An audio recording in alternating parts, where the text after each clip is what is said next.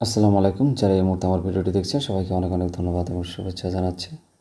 আজকে আমরা CapCut part 11 নিয়ে কথা বলবো। তো আমরা এডিট অপশনে চলে যাচ্ছি। আমরা গতদিন শিখেছিলাম রিটাচ পর্যন্ত। তো এখন আমরা শিখব মাস্ক যে টুলসটি আছে এই টুলসটি। এখন এই টুলসটির কাজটি আমাদের শিখতে হলে আমাদের এখানে একটি ফুটেজ আছে, আরেকটি ফুটেজ আমরা নিয়ে আসবো। তো একটি ফুটেজের উপরে আরেকটি ফুটেজকে দেখার জন্য কিংবা প্রদর্শিত করার জন্য এই টুলসটি ইউজ করা হয়। তো আমাদের আরেকটি ফুটেজ দরকার, আমরা আরেকটি ফুটেজ আমরা নিয়ে আসব। ধরুন এই ফুটেজটি আমি নিয়ে আসলাম। এখানে আমাদের দুইটা ফুটেজ হয়ে গেল। এখন এই ফুটেজটিকে আপনি সিলেক্ট করে আপনার ওভারলে করতে হবে, মানে একটি ফুটেজের উপরে আরেকটি ফুটেজ নিতে হবে যাতে দেখা যায়। ওকে, এই ফুটেজটি সিলেক্ট করা অবস্থায় আপনাকে কি করতে হবে? আপনাকে করতে হবে এই মাস্ক যে টুলসটি আছে এই টুলসটিতে চাপ দিতে হবে এবং এর আন্ডারে দেখেন আরও ছয়টি অপশন আছে।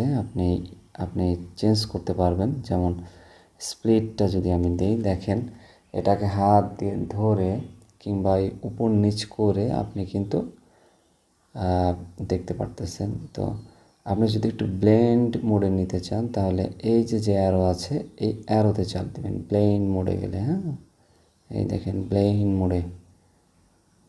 ব্লেন্ড হয়ে যাবে। আর যদি ব্লেন্ড না করতে চান তাহলে এটাকে এরকম করে দেবেন, উপরে উঠাই দেবেন, তাহলে এরকম থাকবে। ওকে, এরপরে যেটা আছে এটা দেখেন, এই যে দেখছেন। এরপর সার্কেলটা দেখেন, এই যে সার্কেল, এই যে।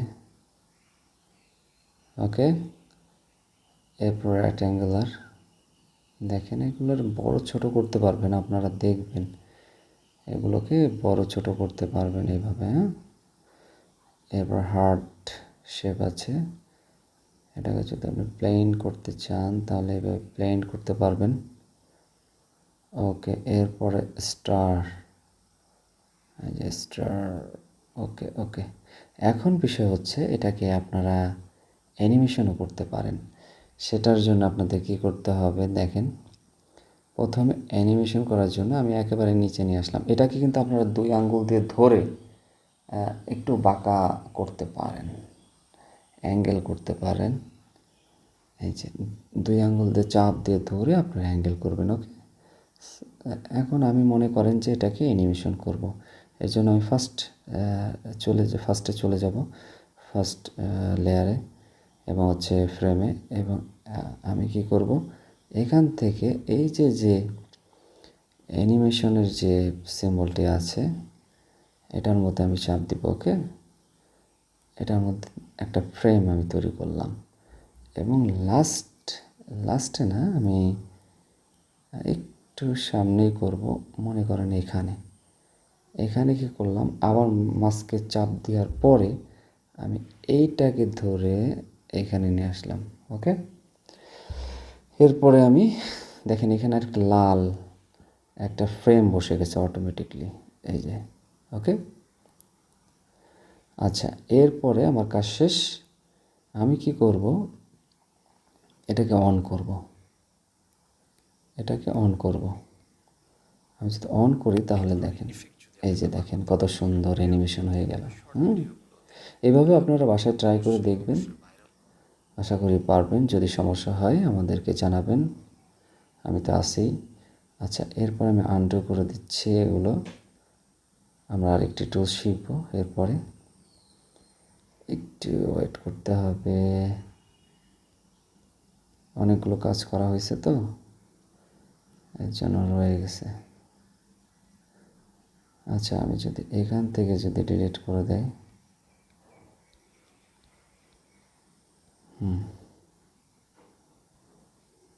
আচ্ছা না, এখান থেকেই আনডু করে দিতে হবে।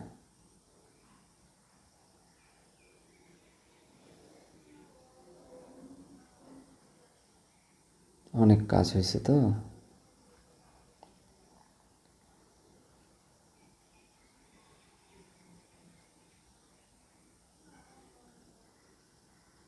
ওকে, শেষ।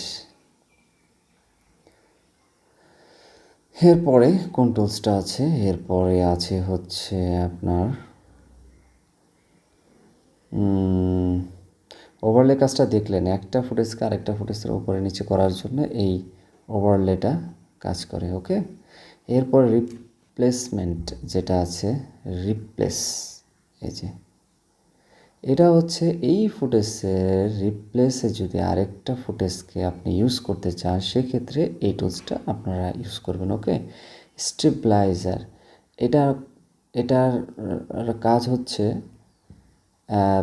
এটার কাজ হচ্ছে যখন আপনারা শেকিং ধরনের কোনো ভিডিও তৈরি করবেন, যে হাঁটতে হাঁটতে ভিডিও করতেছেন, এটা ঝাঁকা একটা ভাব চলে আসছে, মানে খুবই মানে ওঠানামা করতেছে ভিডিওটা কিংবা কাঁপতেছে, তখন আপনারা যদি এই স্টেবিলাইজারটা দেন কিংবা চাপ দেন, আমার ভিডিওটা যেহেতু শেকিং হচ্ছে না কিংবা ঝাঁকাঝাঁকি করতেছে না, এর জন্য এটা আমি দেখানো সম্ভব হচ্ছে না। তো আপনারা দেখবেন নিজেরা, হ্যাঁ, আশা করি যে পারবেন। এরপরে হচ্ছে অপাসিটি। অপাসিটিটা বুঝতেই পারতেছেন যে এটার অপাসিটিটা বাড়াতেও পারবেন, কমাতেও পারবেন একটা ভিডিওর। ওকে, এরপরে রিডিউস নয়েজ। আপনার এই ফুটেজের ভিতরে যে অডিওটি আছে, এই অডিওটির মধ্যে যদি কোনো নয়েজ থাকে, এই নয়েজকে রিমুভ করার জন্য আপনার এটা যদি অন করে দেন তাহলে এটা ইউজ করতে হয়। ওকে, এটা ইউজ করলে আর নয়েজ থাকবে না। তো এটা দেখবেন বাসায়, কারণ আমি আসলে সবগুলো যদি এভাবে দেখাতে যাই তাহলে অনেক সময় দরকার। আশা করি যে আপনারা পারবেন। যদি না পারেন কিংবা সমস্যা হয় আমাকে জানাবেন, আমি ট্রাই করব ভিডিও তৈরি করার জন্য। এরপর কপি পেস্ট। আপনারা বুঝতেই পারছেন যে এই ভিডিও ফুটেজটিকে যদি আমরা কপি করতে চাই তাহলে আমরা এই কপি অপশনে চাপ দিলেই চলে আসবে। ওকে, ঠিক আছে। এরপরে দেখেন কি আছে, এরপরে হচ্ছে ভয়েস ইফেক্ট। আপনার যে ভিডিওর অডিওটি থাকবে কিংবা হচ্ছে আপনি যে ভয়েসটি এখানে সংযুক্ত করবেন, ওই ভয়েসটিকে যদি আপনি ইফেক্ট দিতে চান তাহলে এই ভয়েস ইফেক্টটি আপনার ইউজ করতে পারেন।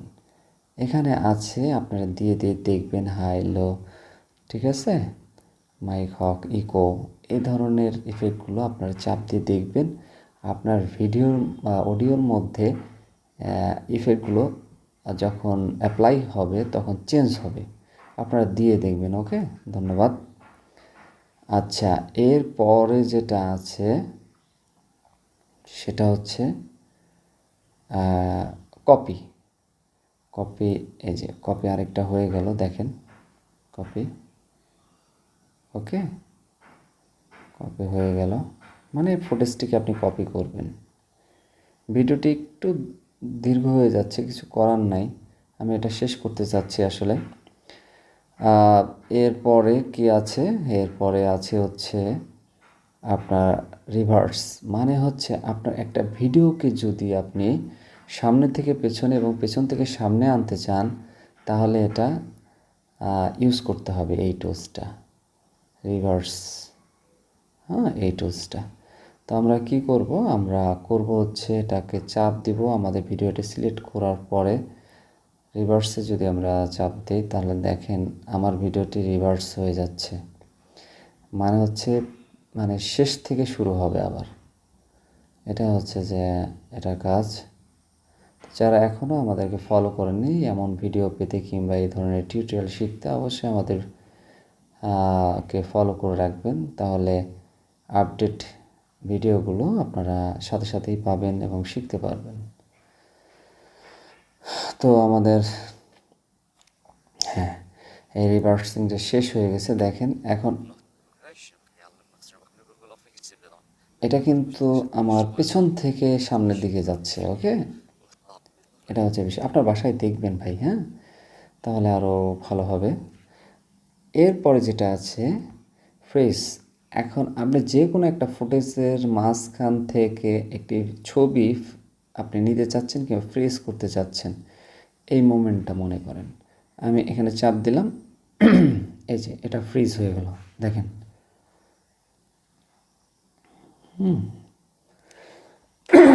এটা একটা ছবির আকার হয়ে গেছে, এটা কিন্তু পুরো একটা ছবির মতো হয়ে গেছে, হ্যাঁ, এটা ছবির মতন হয়ে গেছে।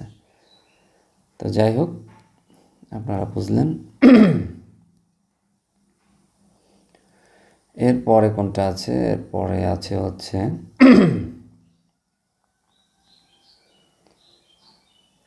গ্রাফস। এই গ্রাফসটার কাজটা হচ্ছে use graphs to customise transaction between key frames. মানে হচ্ছে আমরা দুইটা ফ্রেমের ভিতরে যখন ট্রানজ্যাকশনটি ইউজ করব তখন এই গ্রাফসটি আমরা ইউজ করতে পারবো, এছাড়া হবে না। যেহেতু আমরা এখানে কোনো প্রকার ট্রানজ্যাকশন ইউজ করিনি, আমরা ট্রানজ্যাকশন যখন দেখাবো তখন অবশ্যই এই অপশনটাকে আমরা ইউজ করব। ওকে,